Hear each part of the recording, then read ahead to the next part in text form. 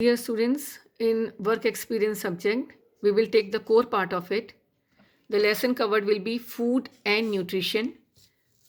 Under this lesson, the topics covered will be understanding food labels or getting nutritional information on a packet. This is a snack light packet. On the back side of packet, there is a food label marking nutritional information. So we will read this nutritional information and will find whether this product is healthy for us or this product is healthy for us. We will read all the informations. In the second part, we will understand certification marks in India, that is egg mark, FSSAI, ISI, BSI, FPO, etc. That is, this is egg mark mentioned on the bottle of honey. To understand plastic grading or recyclable grading, we will read it in the third part. See, this is a triangle. Inside the triangle, 7 is written. The 7 is the quality of grade plastic. So we will study there are 7 grading and we will understand what does it mean. सो प्यारे बच्चों, जब हमें किसी food packet की quality को justify करना है तो उसके हमें न्यूट्रिशनल इन्फॉर्मेशन देखनी है. मैं इन दो फूड प्रोडक्ट्स को कंपेयर करती हूँ. ये एक मिल्क का पैकेट है जिसकी नेट क्वांटिटी 500 ml है. सबसे पहले किसी भी फूड लेबल में हमें देखना होता है number of servings in a package. ये 500 ml का पैकेट है और इसमें जो न्यूट्रिशनल वैल्यू है energy, fat, protein, carbohydrate etcetera की वो 100 ml के लिए दी गई है. ध्यान से देखिए, 500 ml क्वांटिटी है और इन्फॉर्मेशन किसकी दी हुई है 100 ml, यानी number of servings in a package 100 ml है. अगर मैं 100 ml का दूध लेती हूँ, इसे कंज्यूम करती हूँ, तो मुझे energy 66.8 kilo calorie, fat 4 grams, protein 2.9 grams, total carbohydrate 4.8 grams, milk sugar 4.8 grams, added sugar is in zero value, vitamin A 28.69 milli centigram and carotene 7.6 milli centigram मिलेगा. अब अगर मान लीजिए मैं सुबह भी दूध लेती हूँ और शाम को भी दूध पीती हूँ और मैं क्वांटिटी 500 ml कंज्यूम कर लेती हूँ, तो जितनी भी ये क्वांटिटीज़ हैं ये 100 ml के लिए ये 5 से मल्टीप्लाई हो जाएंगी. यानी fat will be multiplied 4 gram into 5 20 grams. तो I will consume 20 grams in whole day. All the quantities will be multiplied by 5. Added sugar is 0, तो it will remain 0. So this product is good for me. Now suppose this is a chips packet. It shows some key nutrients. I will observe and see calories. Nutritional information, that is quantity should be taken for 100 grams. Now the second thing which we will read in a food label in a nutritional information is energy, that is calories, and it is expressed in kilocalories. This is 491 kilocalories, approximate 500 kilocalories. Suppose it is my lunch time, I am feeling hungry, भूख लग रही है, तो खाने से पहले मैंने अगर ये पैकेट में से पूरा स्नैक खा लिया तो मुझे लगभग एक ही टाइम में 491 किलो कैलोरीज मिल जाएंगी, जबकि मुझे पूरे दिन में 2000 किलो कैलोरीज चाहिए. अभी मैं लंच भी करूँगी, उस फूड से भी मुझे किलो कैलोरीज आएंगी. तो डियर स्टूडेंट्स, अभी लॉकडाउन पीरियड है, हम लोग फिज़िकल एक्सरसाइजेज हमारी लीस्ट हैं. हमें अपनी डाइट को हेल्दी रखना है और ऑब्ज़र्व करना है कि हम अपनी फिटनेस के अकॉर्डिंग कितनी किलो कैलोरीज ले रहे हैं. तो पहला पार्ट किसी भी न्यूट्रिशनल इन्फॉर्मेशन में हमें देखना है नंबर ऑफ सर्विंग्स कि कितने ग्राम्स के लिए है. फिर उसके बाद देखना है कैलोरीज कि इसमें कितनी एनर्जी है. Calories oblique energy, it tells us how much energy you get in one serving of the item. अब हमें कितनी कैलोरी लेनी है, मेरे को कितनी कैलोरी रिक्वायर्ड है, वो आपकी कैलोरी से डिफरेंट होंगी, क्योंकि it depends upon age, height, weight and physical exercise. जो मेरी एज है उस एज में मैं अगर फिजिकल एक्सरसाइज भी लीस्ट कर रही हूँ तो मुझे कम कैलोरीज चाहिए और मैं इस चॉकलेट के पैकेट को once in a while he खा सकती हूँ, वो भी बहुत कम क्वांटिटी में, डेली नहीं खा सकती। जैसे आप लोग स्कूल में खेलते हैं कूदते हैं तो आपको चॉकलेट की रिक्वायरमेंट जो है वो आपके कैलोरीज को ऐड करेगी। अब हम आते हैं किसी भी न्यूट्रिएंट्स में कौन से न्यूट्रिएंट्स हमें ज़्यादा लेने चाहिए। मान लीजिए ये मेरे पास 3 प्रोडक्ट हैं, चॉकलेट, एक ये चिप्स और एक मेरे पास ये हेल्दी डाइट का पैकेट है। तो जो न्यूट्रिएंट्स हमें ज़्यादा लेने चाहिए इसमें हम देखेंगे इस पैकेट में क्या क्या है। इसमें डाइटरी फाइबर 80% है, 20 gram, protein 12 gram, vitamin C, vitamin E, iron, omega 3, omega 6 ये फैटी एसिड्स हैं। तो ये जो न्यूट्रिएंट्स हैं ये हमें ज़्यादा लेने हैं, dietary fibre, calcium, iron, potassium, phosphorus, vitamins, omega 3 fatty acids वगैरह। तो ये मेरे लिए एक हेल्दी डाइट है and it is highly recommended for me.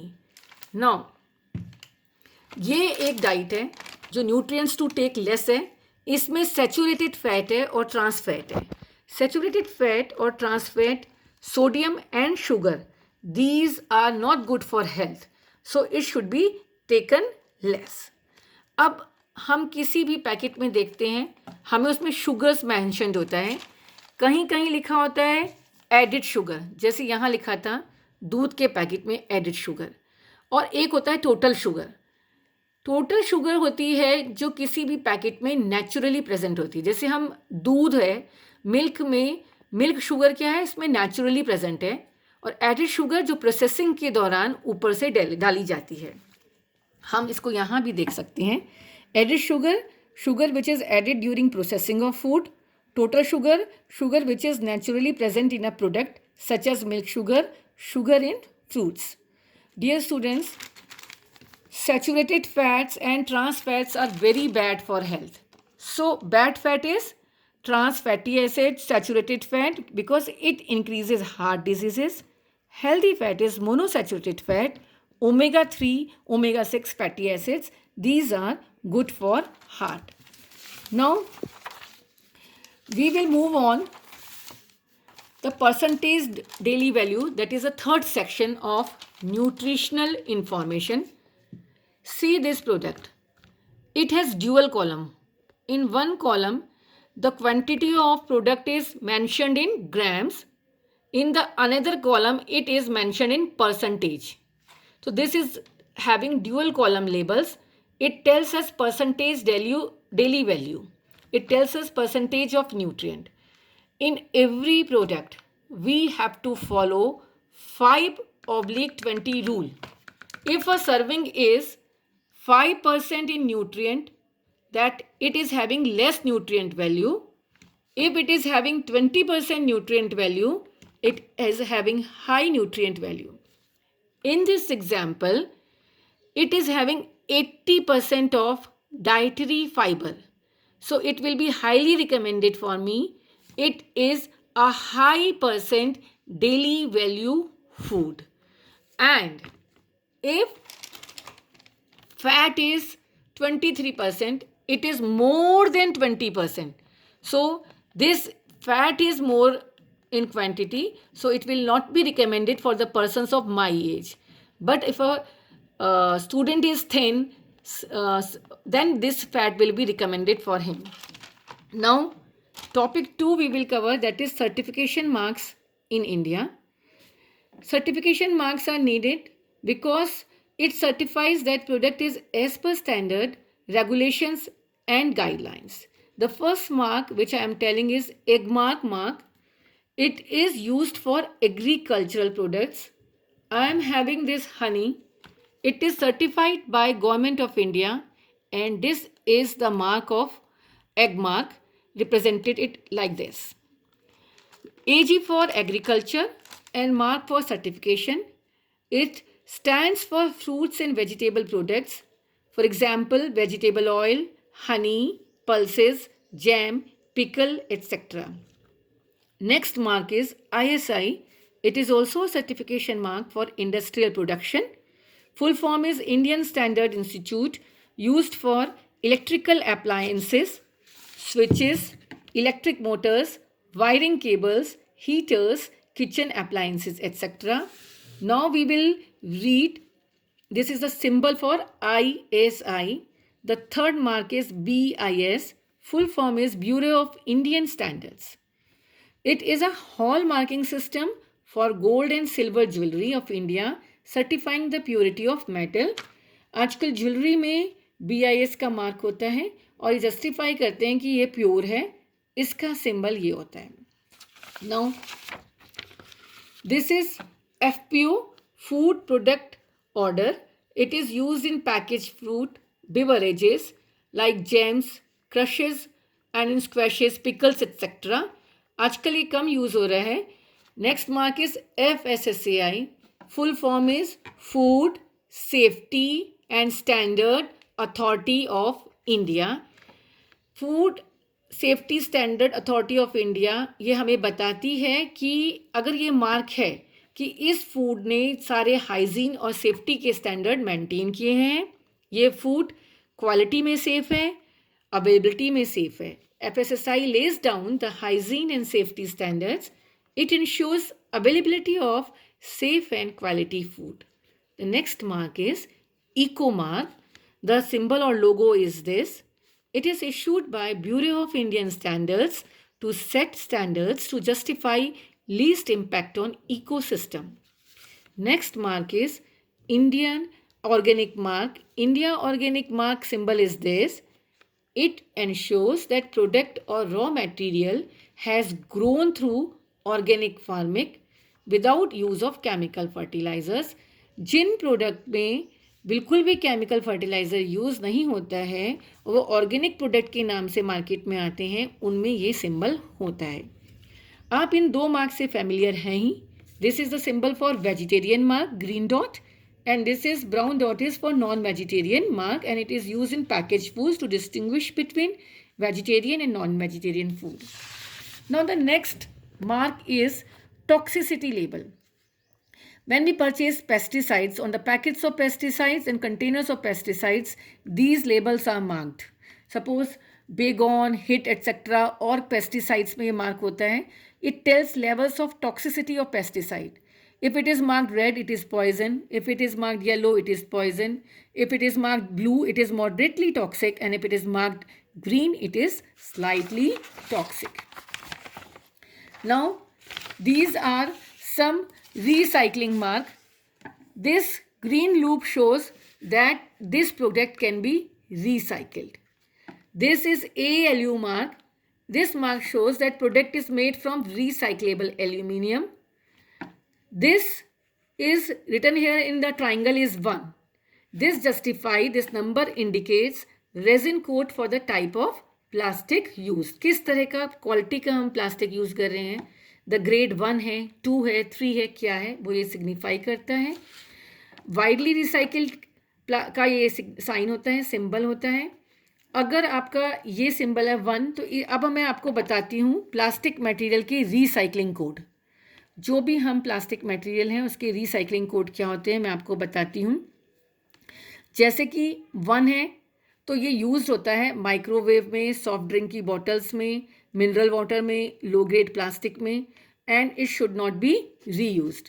आप लोगों को अधिकतर दिखा है कुछ बच्चे घरों में और कहीं भी बाहर जाते हैं तो वो सॉफ्ट ड्रिंक की बॉटल्स में, एम्प्टी बॉटल्स में या मिनरल की बॉटल्स में जो खाली होती हैं उनमें पानी भरकर पीते हैं. बच्चों इसमें मार्क होता है 1. ये लो ग्रेडेड प्लास्टिक होता है, ये आपके लिए रीयूज़ के लिए सेफ़ नहीं है, लेकिन ये रीसाइकिल हो सकता है और ये रीसाइकिल होता है कारपेट और फर्नीचर के लिए. अगर आप जैसे मैंने शुरू में बताया था इसमें 7 मार्क है, वो नीचे है मैं बताऊंगी. अगर इस ट्राइंगल में 2 मार्क्स हैं, आप देखेंगे कि जितने भी क्लीनिंग के आइटम्स हैं, हार्पिक वगैरह, शैम्पू की बॉटल्स हैं, उन पर 2 मार्क होता है और ये रिसाइकिल होते हैं डिटर्जेंट बॉटल्स के लिए, लेकिन रीयूज़ नहीं होते. थर्ड है जिसमें ट्राइंगल में 3 मार्क्स होता है. आप कुकिंग ऑयल की बॉटल्स में, फूड पैकेजिंग में, माउथ वॉश की बॉटल्स में देखेंगे कि 3 होता है, ये भी रिसाइकिल्ड होते हैं. जिस पर 4 मार्क होता है वो ब्रेड के कवर पर या शॉपिंग बैग्स में यूज़ होते हैं. जिन पर 5 का मार्क होता है वो केचप बॉटल्स में, मेडिसिन्स में और सिरप की बॉटल्स में यूज़ होते हैं। जिन पर 6 मार्क होता है वो डिस्पोजेबल कप्स एंड प्लेट्स में यूज़ होते हैं। और जिन पर 7 मार्क होता है वो फूड कंटेनर्स, इसमें हम खाना रख सकते हैं, टूथपेस्ट वगैरह में यूज़ होते हैं। और अगर 7 मार्क्स के नीचे अदर लिखा है तो it means it could be mixture of any और ऑल ऑफ अबव, एंड ये ईजिली रिसाइकलेबल नहीं हो सकता। जैसे यहाँ टूथपेस्ट है ये कोलगेट का, इसमें ट्राइंगल के अंदर 7 भी है और अदर भी लिखा है, तो इसका मतलब है कि ये हाई ग्रेड प्लास्टिक है और it could be mixture of any और अबव। जैसे कि ये सेफ है, इसमें 7 लिखा हुआ है, तो इसमें हम फूड आइटम रख सकते हैं। ये सेफ है, हाई ग्रेड है, इसके अंदर ये जो सील है प्लास्टिक है और ये आपका अच्छी प्लास्टिक में माना जाता है।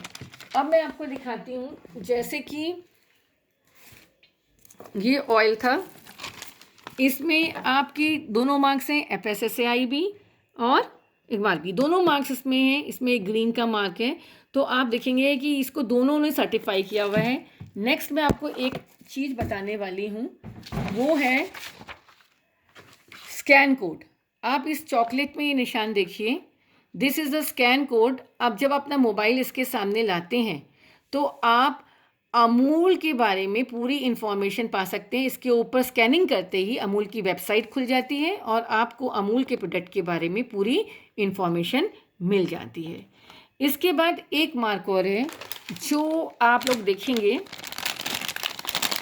ध्यान से देखिए इस मार्क को। इसमें ग्रीन लीव है, एक रेड जोन में डस्टबिन के अंदर एक व्यक्ति कुछ डाल रहा है, तो इसके नीचे क्या है, ये क्लीन को दर्शा रहा है और ये ग्रीन को। It is showing that it is clean and green, product is clean and green. तो इन मार्क्स को आप समझेंगे। अब कुछ और मार्क्स हैं जो मैं आपको बता रही हूँ। अगर आपका इस तरह का सिंबल है, इस तरह का मार्क है जिसमें 0 to 3 और उसको कट कर रखा है, तो it is not suitable for children under 3 years। इस तरह का मार्क एक्सपायरेशन डेट को दिखाता है। ये इस तरह का मार्क दिखाता है food is safe to eat, और इस तरह का मार्क दिखाता है कि ये जो मटेरियल है इसको डस्टबिन में नहीं डालना है, it should not be disposed in bin. So dear students, आज मैंने आपको बहुत सारे आइटम्स के बारे में बताया। आपका आज का असाइनमेंट यह है कि लॉकडाउन पीरियड में आपके घर में आपको जस्टिफाई करना है कि कौन सा फूड आपको खाना है और कौन सा नहीं खाना। आपके पेरेंट्स भी हैं, वो लॉकडाउन में फिज़िकल एक्सरसाइज नहीं कर पा रहे हैं, तो आपको देखना है कि तीनों मील्स के साथ किस फूड में न्यूट्रिशनल वैल्यू है और किस में नहीं, उसी के अकॉर्डिंग खाना है। तो आज से आप कोई भी प्रोडक्ट खरीदेंगे तो खाली उसका नाम नहीं देखेंगे, आप डेट ऑफ मैन्युफैक्चरिंग, उसकी रुपीज़ तो देखते ही हैं, एक्सपायरी भी देखते हैं, साथ में उसको पूरा रीड करेंगे कि कौन कौन सा लेबल क्या बता रहा है। जैसे यहाँ फेसबुक, ट्विटर का भी साइन है, तो आपको ये सिंबल्स पता होना चाहिए। ग्रीन मार्क है तो ये वेजिटेरियन है, आपको हर मार्क को जस्टिफाई करना है। तो आज का आपका असाइनमेंट ये है कि आपको अपना न्यूट्रिशनल बैलेंस करना है, आपको अपनी डाइट बैलेंस करना है और न्यूट्रिशनल इन्फॉर्मेशन को पढ़कर ही प्रोडक्ट करना है, जो है उसे खाना है। सैचुरेटेड और ट्रांस फैट के पीछे नहीं जाना है। अगर ये 20% और मोर हैं तो वो आपके लिए बैड फॉर हेल्थ है, और जिसमें न्यूट्रिशनल इन्फॉर्मेशन में विटामिन्स, प्रोटीन्स ज़्यादा हैं वो आपको प्रोडक्ट लेना है। और इस काम को आपको असाइनमेंट कॉपी में करना है और अपनी डाइट को लॉकडाउन पीरियड में बैलेंस करना है, जिससे आप ओबेसिटी के शिकार ना हो। Thank you.